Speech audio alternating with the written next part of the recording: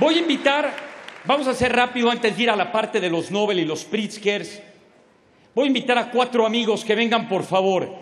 Hace cerca de unos añitos hicimos un departamento, un grupo de gentes que llamamos el departamento...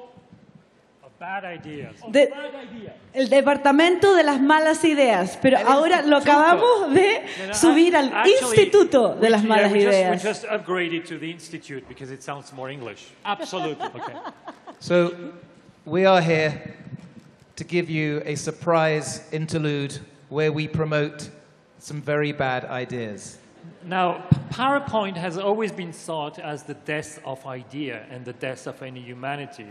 And we're going to try to illustrate how it can be the opposite. But we're going to do it in an unusual way. We have a bad idea. Who likes the idea of karaoke where you are not allowed to sing? Okay, 2 people. 3. We're going to combine this bad idea with forcing you to sit through some PowerPoint slides. Mark, explain. Now, David and I spent the last 3 months writing pitches. And we have asked 2 of the smartest people in the audience to come and join us to pitch, and we will personally fund those ideas. And the price is €1 million. And whoever is going to win will get the €1 million. It's actually funded by the Wired magazine. And it's going to be incredible. So I would like to call our 2 contestants, Dan and Moran. And they will pitch using slides that they have never seen because we just finished them last night at 2 in the morning. And you will be the judge. And so you will vote. And whoever is going to win will win €1 million. And it's called PowerPoint Karaoke because it's an improvised performance by these 2 superstars. They're going to have to tell a story for 3 minutes that convinces you they know what they're talking about with slides that they have never seen that may be a little random. And then you are going to vote at the end by the volume of your applause which story you find most compelling. In order to make this a bit more interesting, we will control the speed of the slide. And we will control the change of the slide. So, you know, basically, what could possibly go wrong? Absolutely. Que lo que probablemente puede ir mal es el lema del departamento de las malas ideas. Ahora quiero decirles una cosa. Diseñamos a propósito que sean 4 hombres. ¿Por qué? Porque en la naturaleza hay un fenómeno que se llama lex, donde los machos, muchas veces pájaros, se muestran y compiten para ver quién es el mejor. Y las hembras luego simplemente se sientan, observan y deciden. Entonces, este es nuestro trabajo, bravo. So I just want to say that both David and I perfectly understand Spanish. We know exactly what you said, and we do disagree. This is the word, but late.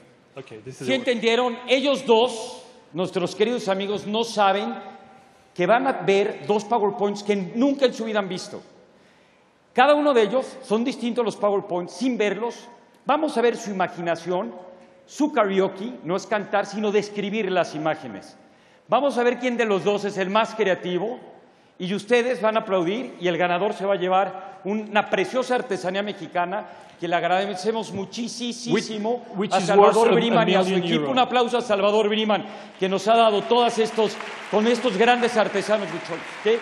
Excellent. So we're going to start with contestant number 1, Dan, please. Dan Ariely. Dan Ariely. Okay. Quédate aquí. Slide. Okay. Chicken, chicken, chicken, chicken, chicken, chicken. Very few people understand how central chickens are to our lives. There's a whole chain of chickens. We often think about just chickens, but the reality is that chickens expand. They become from chickens, chickens, which means poultry. It means eggs. Now, the thing is, there's a new chicken which is actually blockchain technology that is designed to allow us to optimize the chicken distribution channel. Now, the thing that people don't recognize is the long history of research on chickens. There was the Chicken famous paper from CAG in 95. There was the Chickens paper that followed that up in 97. And of course, the list continues. Now, the thing is, if you look at the distribution and you ask yourself, what is the relationship between the log consumption of chickens on one hand and the IQ of chickens on the other? What you will see is that there are basically two clusters. And if you try to fit a function to it, you see that the right approach is around -2 and then at +2. The thing is that we produce most chickens. We think wrongly that it's about 1.27. It's the average. You know, when I teach my students statistics, I tell them that on average, the Americans have 1 testicles.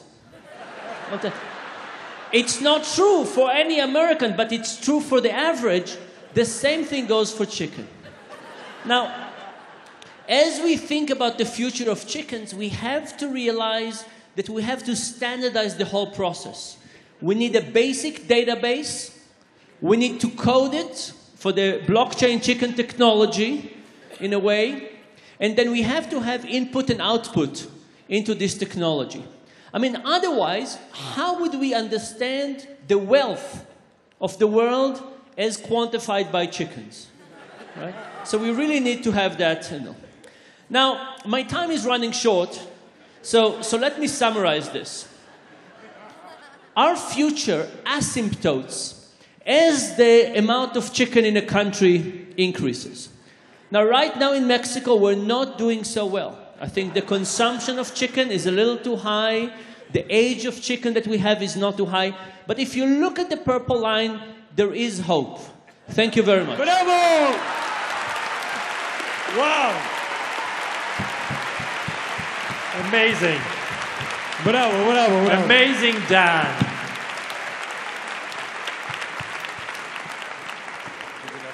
Dan Ariely, whose latest book, Predictably Chicken, is available in all good booksellers.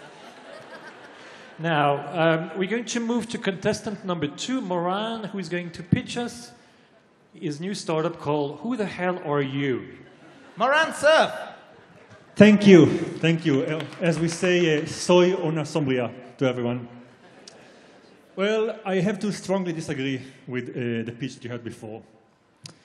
There's a lot of reasons to believe that maybe you can access the personal info of everybody, but after they get to your friends list, they will be on the list of Facebook, LinkedIn, and this is not what we should look at. The sharing economy has brought us to a world where we don't really get to talk to each other. We prefer to spend time with animals, with machines, with devices, and what we need to have is more face-to-face time, people hanging out with each other. So, when you ask yourself, who the hell are you? You have to look deep into yourself as you start to understand who else is. And when we did it in our company, we started by firstly saying who is us and who is essentially the co-founding of the team. So we started by looking at the people we want to have on our board.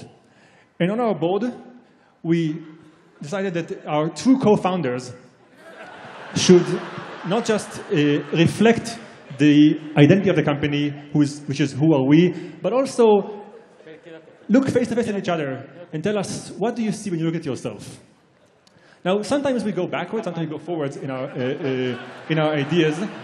But there's one thing that we all know, which is whether you go backwards or forwards, at the end, it's kind of a round trip that you take. And what you see is, if you look at the entire list of companies that we compete with, the market is really, really spread, ranging from very, very few companies that try to look outward at technologies that are not the ones we share. But our main competitors are 2, pirates and cats. Now I'm going to highlight those deeply. So when we entered the market, we felt that we're going to be squeezed by our competitors, and we're going to have to come up with new ideas. But then we said, you know what? It's not about that. What we need to do is look outside the box.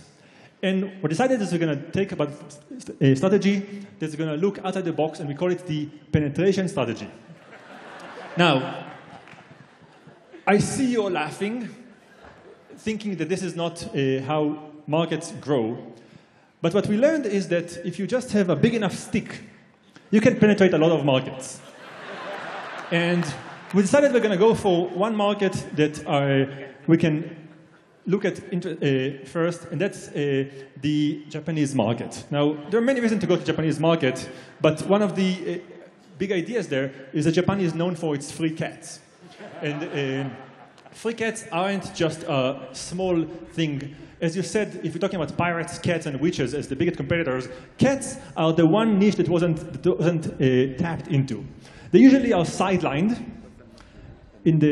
by cars or by trucks, and we said we're going to focus on those. So if you imagine a car driving by, imagine a cat sitting right at the center.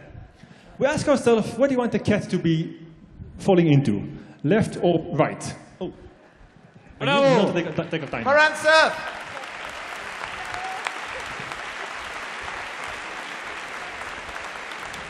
Right. And like extra applause because he had to deal with some incompetence on the tech side. What you may not know if you saw Moran's talk earlier today was that is exactly how he prepared this morning's talk. Now it's up to you to decide who is Going to win the €1 million prize. The Institute of Bad Ideas wants your vote for the PowerPoint Karaoke champion of 2017. Contestants, would you stand up, please? We're going to judge this by the loudness of your applause. Who here thinks it should be Dan?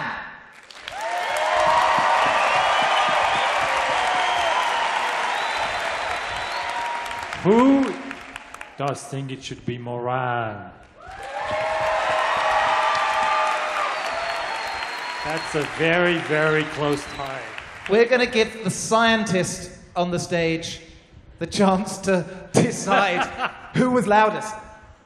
Oh, that's so naughty. I think we need to repeat it. Let's start with Moran. Give me a hand for Moran.